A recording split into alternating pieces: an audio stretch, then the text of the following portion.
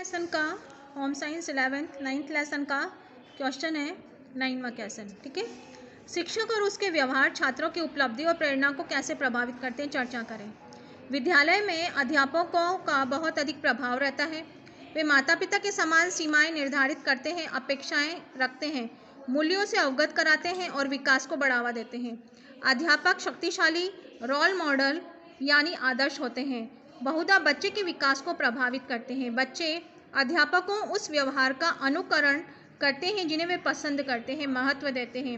वे अपने पसंदीदा अध्यापकों द्वारा पढ़ाए गए विषयों में आनंद का अनुभव करते हैं। अध्यापकों की अपेक्षाएं अक्सर छात्रों के निष्पादन व्यवहार पर मुख्य प्रभाव डालती है।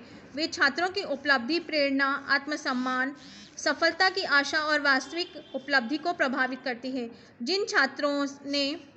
जिन छात्रों से उन्हें बहुत अधिक उम्मीद होती है, उनके प्रति अध्यापक अधिक सकारात्मक होते हैं। उनको देखकर वे मुस्कुराते हैं, उनकी बार बार प्रशंसा करते हैं, उनके कार्यों की अच्छी तरह से पर्यवेक्षण करते हैं, उत्तर पाने के लिए उन पर अधिक दबाव डालते हैं।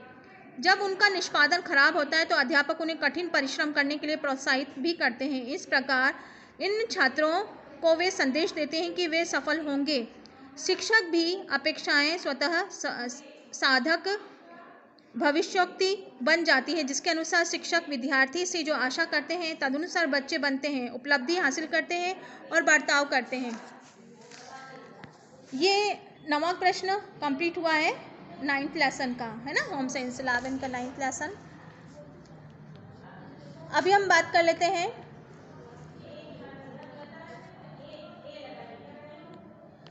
10वें प्रश्न की। संक्षेप में समुदाय का अर्थ बताइए। समुदाय के कुछ कारकों की जानकारी दीजिए। समुदाय का अर्थ, समुदाय लोगों की एक छोटा समूह होता है जिनकी कोई साझी गतिविधियां या लोगों का कोई समूह भी अस्थायी रूप से किसी साझे उद्देश्य के लिए एकत्रित हुए हों, जैसे इंटरनेट पर गपशप के लिए समुदाय या मैदान में नियमित खेल के लिए खेलते समय एकत्रित होने वाले बच्चों का समूह। इस प्रकार समुदाय लोगों के किसी समूह की एक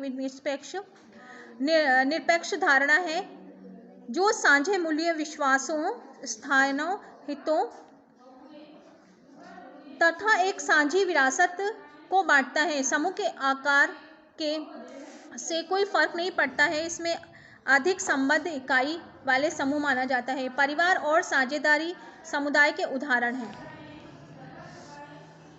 समुदाय के कार्य, कोई भी समुदाय अपने सदस्यों के लिए निम्नलिखित कार्यों करने का प्रयास करता है। पहला चीज आ रही है व्यक्ति की पहचान की एक भावना प्रदान करना, उत्तरजीविता, जीवित रहने, शिक्षा, आजीविका, मनोरंजन, सुरक्षा, देखभाल अवसर प्रदान करना, युवा पीढ़ियों को सामाजिक भागीदारी के लिए तैयार करना, सुनिश्चित करना कि समूह बना रहे। 5वां, किसी व्यक्ति को समुदाय या समाज के कार्यशील सदस्य के रूप में परिवर्तित करने का सहयोग देना। 11वां प्रश्न है समाज शब्द से आप क्या समझते हैं? यह समुदाय के किस प्रकार भिन्न या समान है? समाज शब्द का अर्थ है, समाज शब्द संस्कृत के 2 शब्द सम और अज से मिलकर बना है। सम का अर्थ होता है इकट्ठा करना, एक साथ। अज का अर्थ होता है साथ रखना। इस प्रकार समाज शब्द का अर्थ हुआ एक साथ रहने वाले समूह।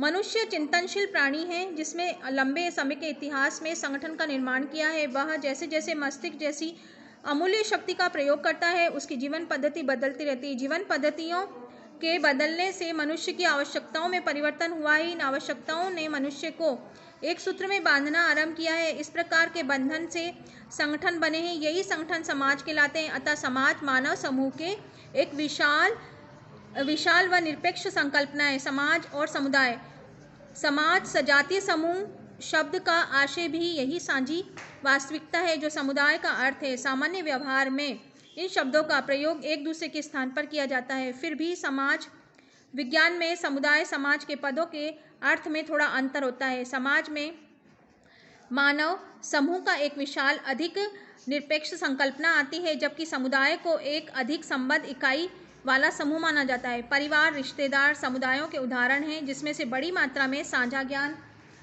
अनुभव, विश्वास, मूल्य होते हैं, जिसके विपरीत समाज अधिक वृद्ध व्यापक होता है। इसने कई समुदायों को अस्तित्व पाया है, जैसे अमेरिका व यूरोप। समाज के अंतर्गत अनेक राष्ट्रीय समुदाय शामिल होता है। अब प्रश्न 12 की बात कर लेते हैं। संस्कृति क्या है? उदाहरण देकर स्पष्ट कीजिए। संस्कृति शब्द मूलतः किसी जाति की जीवन शैली का द्योतक है। संस्कृति का अंतर्गत किसी व्यक्ति या किसी समूह के परिवेश से सभी तत्व समाहित होते हैं। इनमें दोनों तरह की यानी मूर्त भौतिक वस्तुएं और अमूर्त विश्वास, मूल्य, रीतियां, तत्व शामिल होते हैं, जो लोगों द्वारा स्वयं अपने प्रयोग के लिए बनाए गए। संस्कृति शब्द साधारण भाषा में बहुत सारी बातों के लिए प्रयोग किया जाता है। कई बार संस्कृति का प्रयोग उच्च समाज के अर्थ में किया जाता है, जैसे किसी व्यक्ति को सुसंस्कृत कहना है, जबकि हम संस्कृति का प्रयोग लोगों की धारणाएं और जीवन शैली का अर्थ में लेते हैं, जैसे जो भवन में हम रहते हैं, भोजन करते हैं, कपड़ा पहनते हैं, जिस भाषा का प्रयोग करते हैं, जिस उत्सवों में हम हिस्सा लेते हैं, आदि सभी कार्य सम्मिलित होते हैं। संस्कृति में लोगों का विचार भी शामिल होते हैं। इस प्रकार हम कह सकते हैं कि संस्कृति उन विभिन्न बातों की एक सक्रिय, एक जटिल रचना है, जो हमारे वर्तमान, अतीत, भविष्य का एक अंग है। उसके बाद है टीवी और इंटरनेट का समाज पर क्या प्रभाव पड़ता है। आधुनिक समाज में अपने दिन प्रतिदिन जीवन में मीडिया के साथ हमारा वास्तविकता का और टीवी, इंटरनेट से दोनों शामिल है। टीवी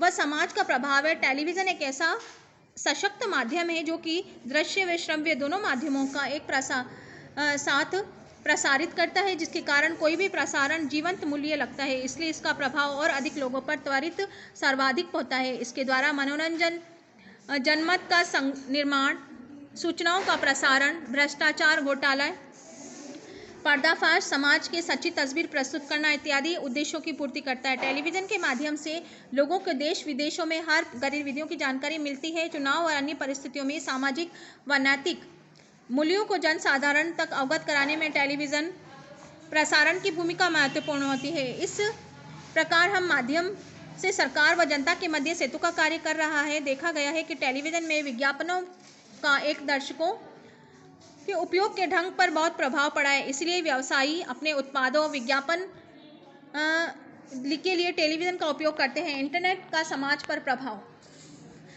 टीवी के अलावा इंटरनेट भी माध्यम से समाज, सरकार के द्वारा संसार में जुड़े हुए छोटे कस्बों, गांवों में साइबर कैफ़े दिखाई देने लगे हैं। इंटरनेट पर मिलने वाली जानकारी किसी भी अन्य मीडिया स्रोतों में बहुत ही विविधतापूर्ण लिए विस्तृत होती है।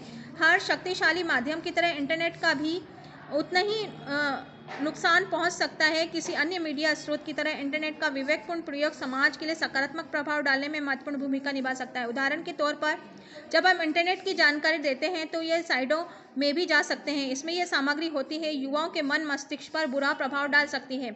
इंटरनेट आपराधिक प्रवृत्तियों, सूचनाओं के आदान प्रदान पर भी शक्तिशाली स्रोत है। सामान्यतः समाज के लोगों को हानि भी पहुंचाने का कार्य कर सकता है और कर भी रहा है। इसलिए इसका प्रयोग बहुत सावधानी से करना चाहिए। बच्चों, चर्चा करें कि कोई व्यक्ति समाज के लिए कैसे योगदान दे सकता है। हम सभी को विदित होना चाहिए कि कोई समुदाय हमें सुरक्षा प्रदान कर रहा है। यदि किसी समुदाय के देश में हमें अधिकार प्रदान किए तो हमारा भी उसके प्रति वैयक्तिक और सामूहिक उत्तरदायित्व हो जाता है कि अर्थात जिस समाज समुदाय में हम इतना बड़ा कुछ किया है वापस करना है, उसके प्रत्येक सदस्य का महत्वपूर्ण दायित्व है। याद रहे कि व्यक्तियों की इच्छा भागीदारी के बिना समुदाय का अस्तित्व नहीं रह सकता है। इसीलिए आपको अपने परिवार, समुदाय, समाज, देश व संसार के सक्रिय सदस्य बनने का संकल्प लेना चाहिए ताकि आप आने वाली पीढ़ियों से भविष्य का बेहतर बनाने के लिए भूमिका निभा सकें।